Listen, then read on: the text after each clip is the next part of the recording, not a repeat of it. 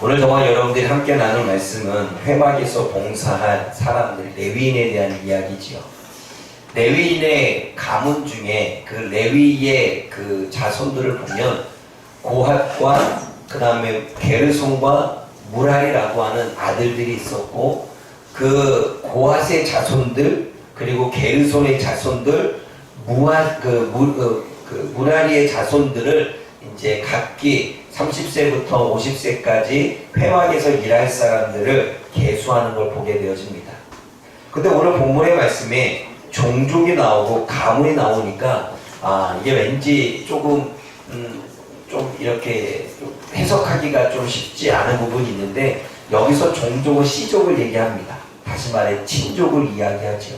가문은 가정을 이야기합니다. 그럼 쉽게 말하면 고핫 자손의 가정과 그 친족들 안에서 30세부터 50세까지 회막, 하나님을 만나는 그 교회, 그 장소에서 일할 사람들을 계수하는 것이지요. 여러분, 하나님은 모세와 아론과 이스라엘 지휘관들에게 레위인들 가운데 회막에 봉사할 사람을 세워보라고 이야기합니다. 그리고 모세와 아론과 이스라엘 지휘관들은 하나님의 명령대로 레위인들의 가족과 친족 가운데서 회막에 봉사할 사람들을 세워보게 되지요. 그 숫자가 고핫 자손은 2750명, 그리고 게르손 자손은 2630명, 그리고 무라리 자손은 3200명에서 총 8580명이 계수되었다고 말합니다. 그리고 이 사람들이 할 일은 각기 주어지는 일, 성소를 싸고, 그리고 덮고, 정리하고, 메고, 이동하고, 다시 펴고, 다시 기둥을 세우고, 이렇게 쌌던 걸 풀어서 다시 제자리 만들고, 이러한 일들을 했겠죠. 그 외에도 진에 있을 때에는 촛불이 꺼지지 않도록 제사하는 일, 여러 가지 일들을 역할을 나눠서 회막 안에서 봉사를 하게 되어집니다. 그러면 오늘 저와 여러분들이 이 말씀을 통해서 몇 가지를 깨달을 될 건데, 우리가 무엇을 깨달아야 됩니까? 그 첫째는 회막이 무엇입니까? 제가 전에 레위기를 이야기하면서 이 회막에 대한 이야기를 할 때, 회막은 하나님이 시내산에서 이스라엘 백성들을 만났는데, 이스라엘 백성들을 시내산에서 만나지 않고 회막, 성막을 짓게 하셔서 주님께서는 그 시내산에서 회막 성막으로 내려오십니다. 그래서 회막과 성막은 하나님의 임재 장소이고 하나님과 이스라엘 백성들이 만나는 장소입니다. 그래서 오늘 본문의 이 회막이라고 하는 뜻도 지정된 장소라고 하는 뜻입니다. 뭐가 지정되어졌습니까? 하나님과 이스라엘 백성들이 만나는 곳으로 지정된 장소, 그것이 회막이고 그것이 하나님의 임재가 있는 장소라는 거죠. 다시 말해 하나님이 이스라엘 백성들과 만나기로 약속한 그 장소에서 봉사할 사람들을 레위 지파 사람들 가운데서 뽑으라는 것입니다. 그리고 레위 지파 사람들은 하나님이 내 것이다 라고 말씀하셨기 때문에 하나님의 소유로 삼으신 사람들이라고 말합니다. 하나님은 이 레위 지파 가운데서도 특별히 하나님과 만나는 장소인 회막, 지금으로 말하면 교회에서 봉사할 사람을 택하여 일을 맡기시고 있습니다.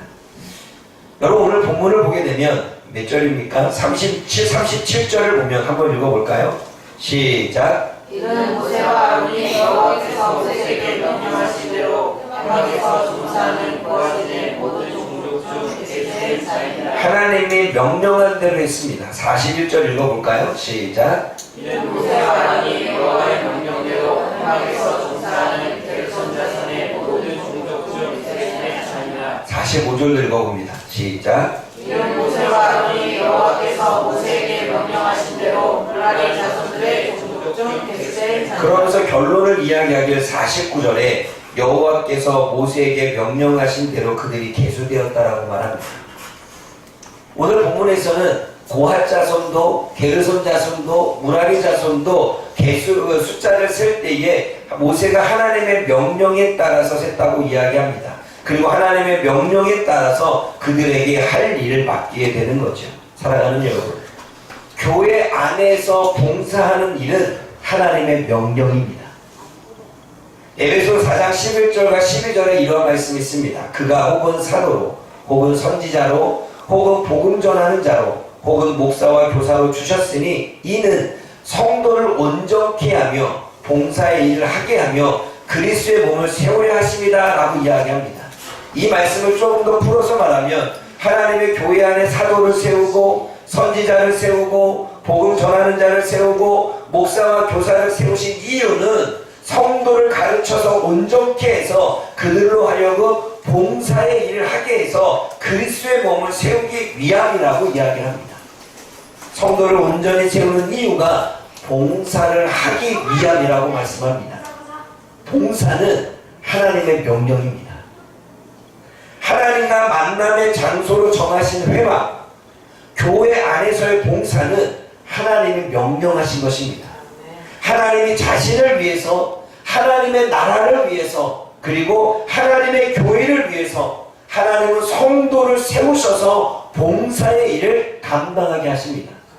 그러므로 교회 안의 봉사를 사람이 시켰다고 생각하는 것과 하나님이 명령하셨다고 생각하는 차이는 큽니다.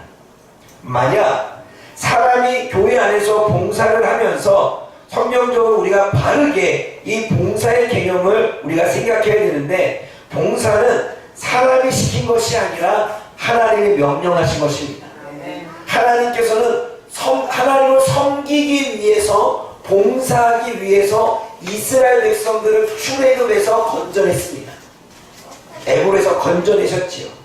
그리고 사도를 세우고 지도자를 세워서 성도를 가르치고 온전케 해서 봉사의 일을 맡기게 하기 위해서 주님께서는 사도를 세우고 목사와 교사를 세우셨다고 말씀하십니다. 그렇다면 여러분, 봉사는 사람이 시킨 것이 아니라 하나님이 명령하신 것입니다. 하나님이 성도인 저와 여러분들을 세워 봉사의 일을 하게 하셨다는 사실입니다. 하나님을 위해서, 그리고 하나님의 나라를 위해서, 그리고 하나님의 교회를 위해서 여기 있는 저와 여러분 한 사람 한 사람에게 명령하시고 선택하셔서 할 일을 맡겨 봉사하게 하셨다는 사실입니다. 여러분 생각해 보십시오. 사람이 시켜서 하는 봉사와 하나님이 명령하신 것에 대해 순종하는 봉사는 어떤 차이가 있을까요? 아주 큰 차이가 있습니다. 그러므로 저와 여러분들이 교회 안에 봉사를 할 때마다 하나님이 우리를 세워 그 일을 맡기셨다라고 하는 확신의 마음으로 일들을 감당하기를 원합니다. 하나님은 저에게 목사로서의 봉사와 섬김의 사역을 맡기셨습니다. 저는 이것을 확신합니다. 누군가에게는 강도사로, 누군가에게는 전도사로, 누군가에게는 권사로, 누군가에게는 장로로, 누군가에게는 직분으로 하나님은 봉사할 수 있는 직분을 주셨습니다. 그리고 누군가에게는 반주자로, 누군가에게는 찬양단으로, 누군가에게는 교사로, 누군가에게는 청소하는 일로, 누군가는 식사 봉사하는 일로, 누군가는 각 부서의 일로 하나님이 명령하여 회막, 하나님이 만나는 장소인 교회 안의 일들을 봉사하게 하셨다는 것입니다. 이거는 사람이 시킨 것이 아니라 하나님의 명령입니다. 고핫 자손도 게르손 자손도 그리고 무라리 자손도 하나님의 명령에 따라 사람을 계수했고, 그리고 하나님의 명령에 따라 할 일을 맡겼다는 사실이지요. 그러므로 사랑하는 여러분, 이제는 저와 여러분들이 봉사에 대한 개념을 성경적으로 바르게 하기를 원합니다. 봉사는 하나님의 명령입니다. 하나님이 세우신 교회 안에서 하나님을 만나는 이 장소 안에서 교회를 위해, 하나님을 위해, 그리고 하나님의 나라를 위해 봉사하는 것은 우리에게 주어진 특권입니다. 왜 특권인지는 두 번째에서 이야기를 할 것입니다. 여러분 35절 말씀을 한번 읽어볼게요. 35절 읽어봅니다. 시작. 30세부터 50세까지 회막에서 공부하고 봉사할 모든 자. 30에서 50세까지 회막에서 복무하고 봉사할 모든 자에 대한 말씀을 해석한다면 다음과 같습니다. 회막에서 복무한다는 게 뭘까요? 그럼 복무는 보통 우리가 군대 들어가면 복무한다 그러잖아요. 그리고 오늘 본문이 복무한다라고 하는 단어가 봉사, 그러니까 노동, 일, 노역, 봉사, 섬김 이러한 단어를 가지고 있습니다. 그럼 그 뒤에 나오는 봉사라는 단어는 뭘까요? 이거를 조금 앞뒤를 잘못 번역을 했는지는 모르겠지만 여기서 봉사라고 하는 단어는 전쟁, 군대, 무리입니다. 전쟁하기 위해서 사람이 모이겠지요. 그리고 군대를 조직하면 군대가 모이겠죠. 무리, 그러니까 하나의 무리, 어떠한 단체를 의미하는 것입니다. 그러면 이거를 우리가 직역한다면 노동하는 무리, 일하는 무리, 노역하는 무리라고 해석할 수 있습니다. 그러나 이것을 또 다른 의미로 해석한다면 이렇습니다. 봉사하는 군대, 섬기는 군대라고 해석할 수 있습니다. 여러분들이 들을 때 노동하는 무리와 노역하는 무리와 봉사하는 군대와 섬기는 군대 어떤 것이 더 의미가 있고 어떠한 것이 더 듣기에 좋으십니까? 이렇게 말하면 조금 그런가요? 그러니까 쉽게 말하면 우리가 하나님을 할 때 너는 노동자, 너는 노역군 이렇게 말한다면 봉사 혹시 마음에 드시겠습니까? 그런데 또 다른 표현으로는 전자에서는 노동자라고 표현하고 있지만 후자에서는 하나님께 봉사하는 사람들을 섬기는 군대, 봉사하는 군대라고 표현하고 있습니다. 노역군이 날까요? 봉사 군대가 날까요? 섬김 군대가 날까요? 노동자가 날까요? 사랑하는 여러분, 하나님의 일을 감당하면서 우리는 노동자가 되고 노역군이 되고 싶습니까? 아니면 섬기는 군대와 봉사하는 군대가 되고 싶습니까? 우리가 하는 봉사를, 우리가 하는 사역을 어떻게 바라보고 생각하느냐에 따라서 우리의 자신의 가치가 달라집니다. 내가 봉사를 하는데 나는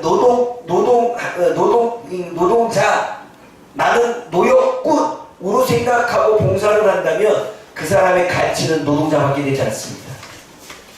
그러나 봉사는 내가 봉사 군대, 섬기는 군대라고 생각하고 봉사를 한다면 나의 가치는 올라갈 것입니다.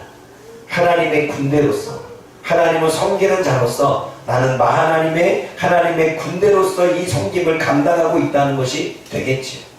그런데 우리가 교회 안에서, 회막 안에서 우리가 봉사를 할 때 저와 여러분들은 어떠한 가치관으로, 어떠한 태도로 봉사를 하십니까? 노동자로 봉사하십니까? 노역군으로 봉사하십니까? 섬기는 군대로, 봉사하는 군대로 봉사하십니까? 전혀 다른 느낌이 오는 것처럼 우리들의 자신의 가치도 달라지는 것입니다. 우리는 자신을 노동자로 여기며 봉사할 때 부정적인 감정이 들 수밖에 없습니다. 그러나 봉사도 하나님의 은혜가 없으면 할 수 없습니다. 왜냐하면 사탄은 우리가 하나님을 섬기는 것을 방해합니다. 보세요. 애굽에서 출애굽할 때에 이스라엘 백성들이 출애굽하는 걸 애굽 왕이 반대했습니다. 그 하나님이 열재앙을 일으켜야만 그들이 나올 수가 있었죠. 그런데 하나님이 이스라엘 모세를 통해서 애굽 왕에게 전달할 때 광야로 나가서 우리가 하나님을 섬기려고 나간다, 예배하려고 나간다, 봉사하려고 나간다, 그분을 위해서 일하려고 나간다 라고 이야기했지만 애굽 왕은 허락하지 않습니다. 허락했다가도 다시 또 방해를 합니다. 여러분, 우리가 하나님을 위해서 섬기고 봉사하는 일은 사단의 방해가 있습니다. 사단은 하나님이 아니라 자신이 영광을 받고 자신이 사람들에게 섬김을 받고 자신이 사람들에게 봉사를 받기를 원하고 있습니다. 그렇기 때문에 사단은 하나님을 섬기고 봉사하는 일을 막게 되고 방해하게 됩니다.